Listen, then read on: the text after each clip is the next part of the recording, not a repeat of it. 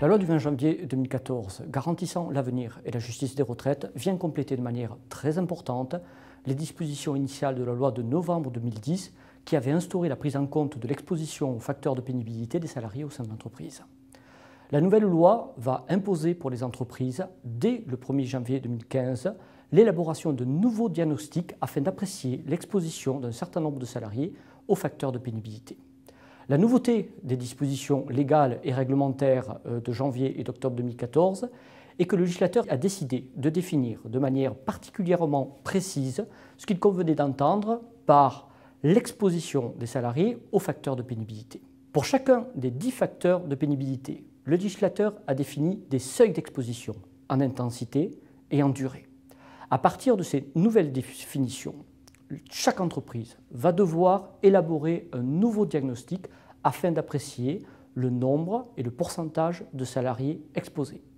À partir de ce diagnostic, pour les salariés effectivement exposés, une fiche individuelle d'exposition devra être établie. À titre complémentaire, pour les structures de plus de 50 personnes, un plan d'action ou un accord devra également être mis en place dans l'hypothèse où au moins 50% des salariés seraient exposés en 2015, 2016 ou 2017 et au moins 25% à partir du 1er janvier 2018. Enfin, les entreprises devront compléter leur document unique d'évaluation des risques par mention du diagnostic et du nombre et du pourcentage de salariés exposés.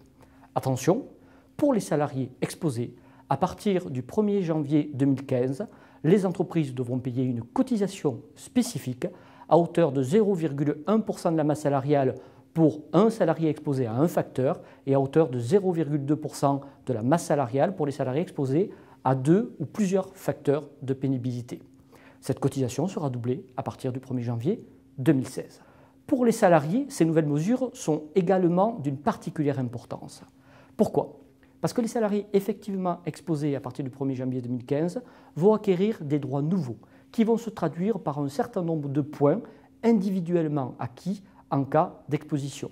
Ces points cumulés au terme de leur carrière pourront être utilisés soit pour assurer une formation complémentaire afin de réduire leur exposition au risque, soit pour réduire leur temps de travail avec bénéfice d'un complément de rémunération, soit enfin, et il s'agit d'une mesure phare, afin de pouvoir acquérir des trimestres de retraite afin d'anticiper leur départ. Il s'agit donc d'une loi à fort enjeu. Les entreprises doivent donc agir au plus tard au 1er janvier 2015.